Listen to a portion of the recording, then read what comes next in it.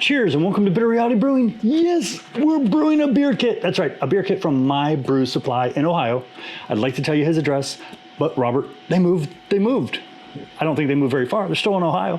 I'll put the address down below so you can see where they've moved to, and I'll put it in the description too for later references so you don't have to watch the whole video to find it again. And everything's pre-crushed. It's gonna save us a lot of time. What are we brewing? Yes, what are we brewing? Well, premium Vienna lager ale. And I know you go, lager ale, that's like black, white. Okay, he understands that most people cannot maintain lager temperatures, so he's recommending brewing a lager type beer as an ale. And that's a great suggestion. Helps a lot of people out there that can't do lager temps.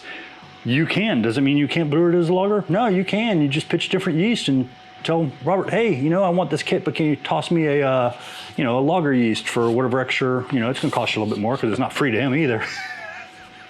But I have a modification that I'm gonna do. He's got me so excited about these Czech Saz hops, okay? That I've got some Saz, and I'm going to replace his brewing Saz at the 60 and 30 minute additions, and then use these last two 1 ounce of Saz at the very end, the last 5 minutes.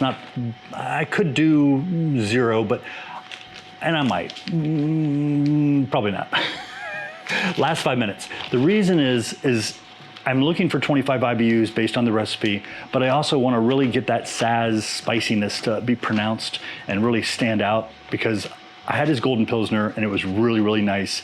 Super smooth. It's an ale. Very, drinks almost like a lager, but I'm a big Saz fan, and I'm like, and keep in mind, he's trying to keep the cost down by not including stuff like this to take it over the top, because then it's not real competitive with other, home brew shops. So he's keeping it cost competitive, but at the same time, you have that option. You can say, hey, I want to add this, or what do you recommend? And that's a great thing about having a local home brew shop. They can give you some great recommendations that maybe you didn't think about, because they're not just dealing with your brews, they're dealing with everybody who comes in there, plus they're probably home brewers too, most of them are. So let's go over the grain recipe. I'll put the brewing salts up here. I just tossed them in, stirred it up. That's why you can't see it, but my brew paddle's sitting up there. I just put it in, gave it a good stir, and you didn't have to listen to the ding dong hitting the metal. But we got the anvil up to 150 degrees, or 152 Fahrenheit, because he recommends more of a full body. I'm a big 148 guy. I like it dry, but the Golden Pilsner was really nice, so I'm shooting for it, and I'm listening to you, and I'm gonna do 152. But at 152 for our mash, and the mash is 60 minutes. I'm gonna do 75, I know. Yeah, it's gonna be the full 90 with the 10-minute mash out. So we have 4 pounds of Maris Otter. We have 4 pounds of Vienna malt. We have 8 ounces of Carapils. So this one's gonna have some nice little head retention going on. And then we have a pound of Munich light malt. Now on Beersmith, this does come in on the lighter side, but as you know, I always like to, come up with a style based on a standard and then color outside the lines. That's just me. And it appears that a lot of people do it. Obviously, Robert did it a little bit here. Now we have a 30 and a 60-minute addition with Czech hops, Saz specifically. I'm gonna substitute some of my own Saz and then use his, because mine are American. Didn't say that. But, and we're gonna toss in the Czech ones at the last 5 minutes so we can really get that nice spiciness and let it kick out. But I'm excited. And like I said, he's got a 60-minute for 152. We're gonna just go to the 152, but we're gonna be there for an extra 15 minutes. It's just something I like to do. I like to keep with it. We are doing exactly 5 gallons. We're looking for exactly 5 gallons. I normally try to do 5.15. It's not a big deal. And when you put these recipes into things like Beersmith or Brewfather, you might see some variations. It's just something. And I know there's bugs in Beersmith. I haven't checked Brewfather, but I can repeatedly create those little bugs. So I'm very careful when I create my recipes not to create bugs in the application.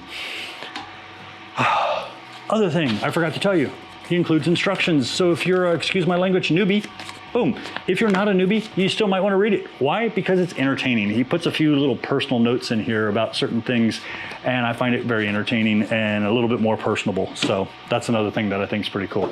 So we're at 152. I'm going to get things ready and we're going to start mashing in. Okay, we're gonna get mashed in. I just wanted to make sure I remind you, if you have any system that has like feet or something that has to catch, remember where those items are. So mine are to the back because I prefer not to have it splash on my electronics. Just saying. And I have the small batch adapter in here for anybody who uses that on their types of system. I know there's a few out there. And we're gonna go ahead and get mashed in. Okay, here we go. I had to get the camera so you can see it. And as we always do, once I get started, we're gonna speed this up. And yes, I moved everything to a big old bucket just to make life really easy for me. I say that, now you can't even see what I'm doing. There we go.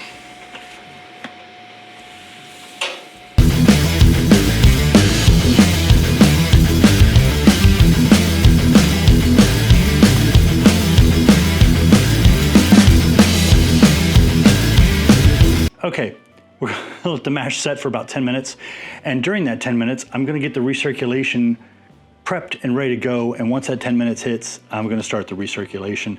Remember, start your recirculation as slow as possible. And then you can always increase it a little bit. You don't want a big old hose spraying water. You just want just a nice, mild recirculation, just enough to slowly move the wort through the grain bed. That's it. I've seen some people with spigots going. You've got to be getting stuck mashes. You've got to be having problems, and maybe you just don't realize it. Maybe you have, you know, a grain basket that's got lots of holes in it, and you just don't realize you're doing it, and your efficiencies are around 50 or lower. But I'm just saying, you don't want to spigot.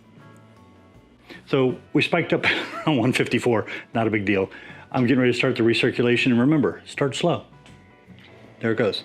So let me take a look because I have it clamped full. Ah, hey, I already got a little bit of liquid flowing. And that's it. I'm just gonna let it literally barely tinkle, however you want to call it. I'm gonna let it go for just a few minutes, and then I'm gonna check it, and I'm gonna turn it up or down, because I've noticed after, like I've told you before, during the recirculation on any system, it seems to adjust itself based on the flow it's getting through the malts. So it either speeds up or decreases. So I like to tweak it after about 10, 15 minutes. So we'll be here for 75 minutes. Okay, as you might be able to see, it's at 153 going up to, probably 154 by now, going up to 168. We'll be there for 10 minutes, and then we'll go ahead and mash out. Okay, stopping the pump.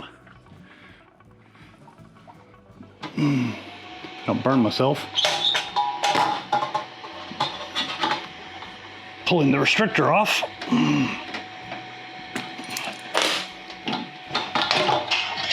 Little trick I like to use is lift that up high and close it. That way I don't have as much liquid in the line. Okay, that way if it falls off, easier solution. Everything is really, really hot.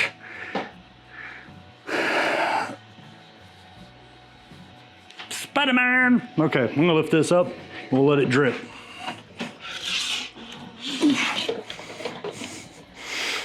Always get good leverage.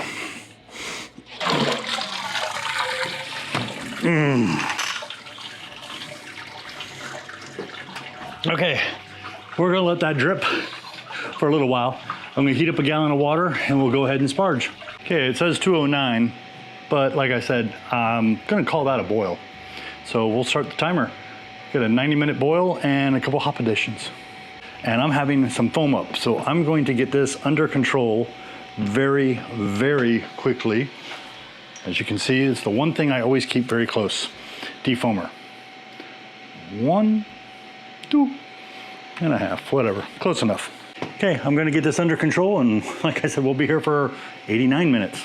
And always rub the bottom on these all-in-ones with the burners underneath. That way you know you don't have anything sticking there that can cause an alarm to go off. It's extremely rare for me to ever have that problem because I rub the bottom with a really nice wooden mash paddle. Don't use metal, you'll scrape it. Okay, we're in the last 15 minutes and I just had to kick it on. I already did that, yeah, they're empty. I dumped the hops in there and it's the last 15 minutes. What I did is I modified the recipe a little bit. So My Brew Supply gave me 2 ounces of Saz Czech hops. 1 ounce at 60, 1 ounce at 30, pushing to get me close to 25 IBUs. I really love Czech Saz. So, knowing that this is gonna be a beautiful beer and to kick it up a notch, remember, you can always ask your home brew supply, local home brew supply, hey, how do I do this? How do I do that? Or if you're ordering from My Brew Supply, you can say, hey, Robert, what can I do to kick up the hops or change the yeast or maybe add some different, types of malts to it to change it up a little bit. It's all good. So I put the Anvil hop spider in here, dropped 2 ounces of American Saz at 15 minutes instead of making it more on the bittering side. And that's a little higher on the IBU, but that's gonna give me 20 IBU. Then I have, from my brew supply, the 2 ounces of Czech Saz. Oh yeah. It's like, you know, a good wine. It is. And I should probably add it at 0, but I'm gonna add it at the last 5 minutes. That's gonna give me exactly 5 IBUs, or approximate. As we all know, IBUs are a little flaky. And then we have our Whirlfloc tablet and a little yeast nutrient in there, and we'll chuck all that in there and we'll be rocking and rolling. So right now we've got about almost 10 minutes left, closer to 9. And then we got our 5-minute additions and we can rock from there. I really need to start learning how to hit record, but I just dropped in the yeast nutrient and of course the Whirlfloc tablet and the last 2 ounces of Czech hops. The difference is this is the champagne of hops. This is the Czech hops versus the American hops. Yeah, I'm sorry. I might be American, but Czech hops are like the champagne of Saz. So just drop that in there. We got 4 minutes left. And once we get to the end of the 4 minutes, I'm gonna go ahead, kill the heat, and we'll chill this down. Okay, that's it. I just killed the temp. I'm pulling the hop basket out. It's got plenty of liquid in it. So I'm gonna let that drain for a minute. Once I get that done draining, I'm gonna drop the chiller in there and we'll get things down. I may not let this sit. We'll just do like this. Whew, bad boy is hot. Okay, let me get the jaded Scylla in there and we'll rock and roll. Okay, temperature's already crashing. Got the jaded Scylla in here, my go-to when it comes to chilling.